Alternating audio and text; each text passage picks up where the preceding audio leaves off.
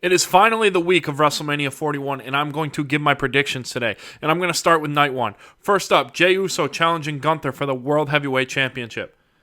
Jey and Gunther have really pushed this feud to the next level the last couple weeks, but there's never been a doubt since Jey won the Royal Rumble he was going to win the World Heavyweight Championship.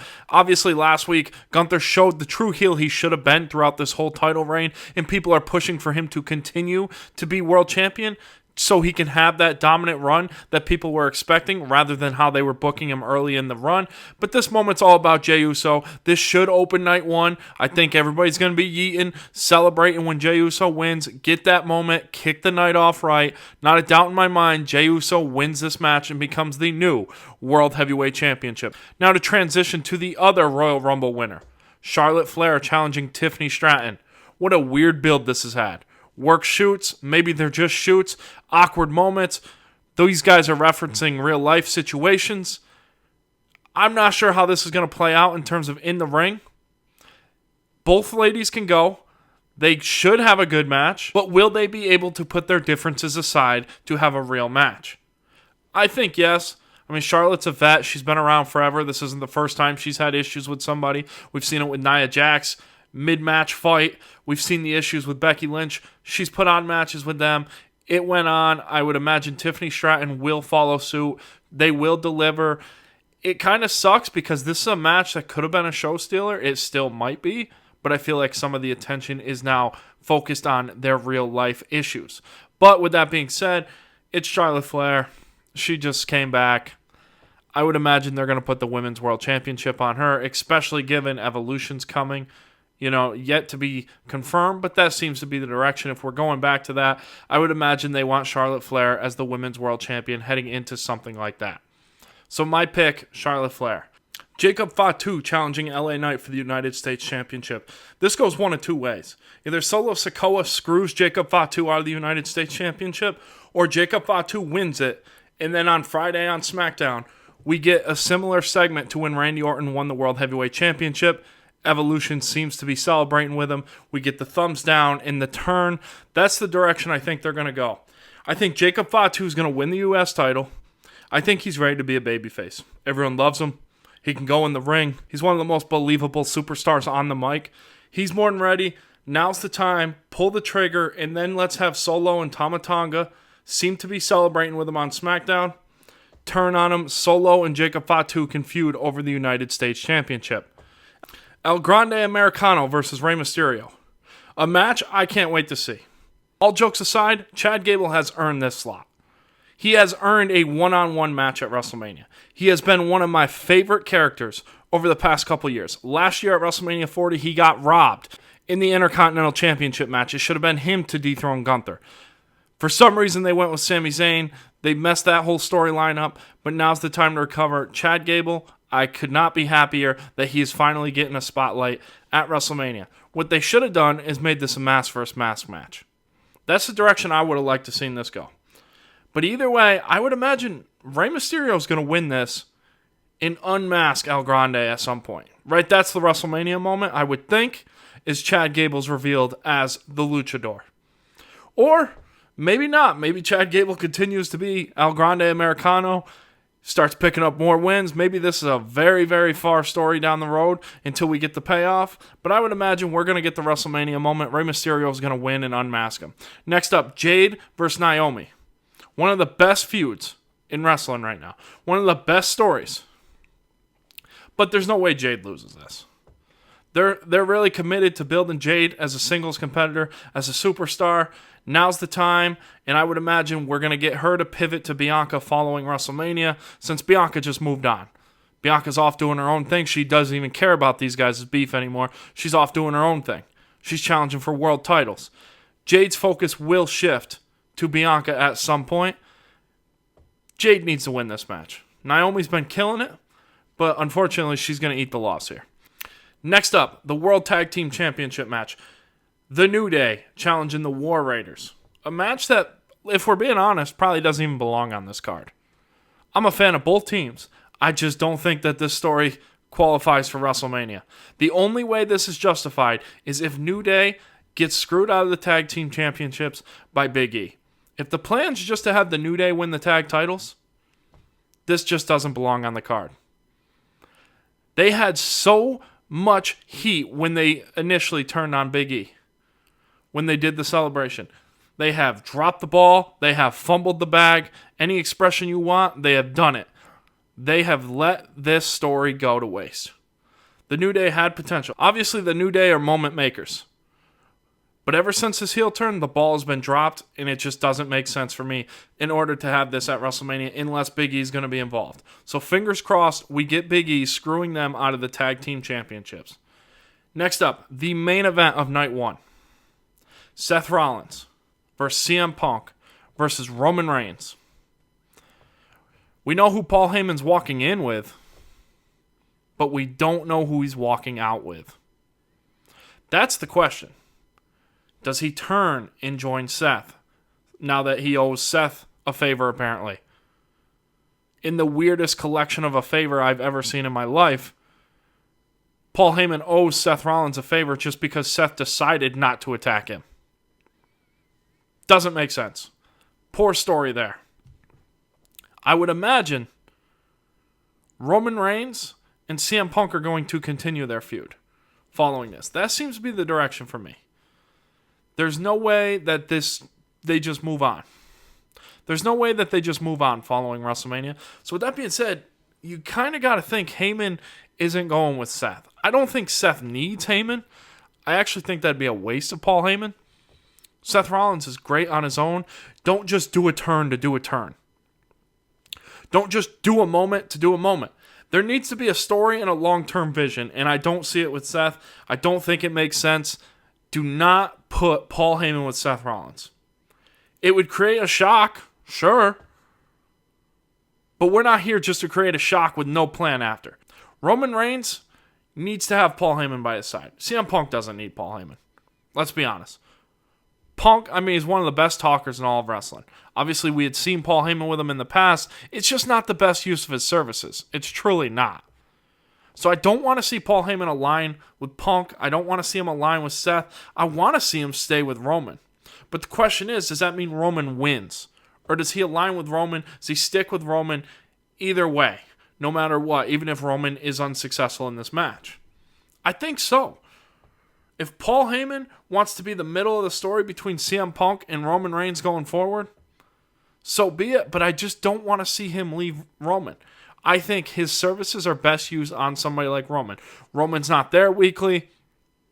Paul Heyman can be there to push stories, push agendas. Not to mention, they have a good dynamic already. The tribal chief needs his wise man. Do not take Paul Heyman away from him. That would be a bad decision. With that being said, my official predictions, I got to go with Seth Rollins. I think the focus is too much on CM Punk versus Roman Reigns.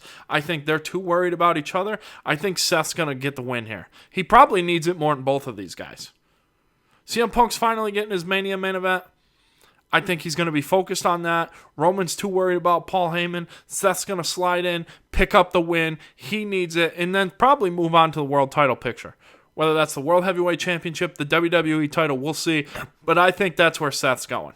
Is for world titles after this. I think Seth picks up the win here. And then when we finally do get Roman versus Seth one-on-one, because that's got to happen at some point, the agenda will still be there of how Roman cannot beat Seth. How Seth has constantly been a thorn in his side his whole career. I would expect Seth Rollins to pin Roman Reigns here. Moving on to night 2. Randy Orton's match is up in the air. Could be Solo, could be Nick Aldis, could be Aleister Black, could be Rusev, who knows? My guess right now, it's Nick Aldis. I think they planted the seeds there. I think Solo's hands will be dirty in the Jacob Fatu match. He's not going to face Randy Orton. Give me Nick Aldis. That's the match I want to see. I think Nick Aldis has earned it. He deserves it. I think it'll be a killer match. And give me Randy Orton. Randy Orton's going to beat whoever he faces. I think he would have beat Kevin Owens. I think he'll beat whoever slides in. We were going to get the punt if Kevin Owens could wrestle. Give us the punt still. Let Randy Orton punt Nick Aldis. Take him out of commission of being the general manager. Put him back in the ring full time after he takes a few months off. Give us a new general manager. Randy Orton needs to punt somebody here.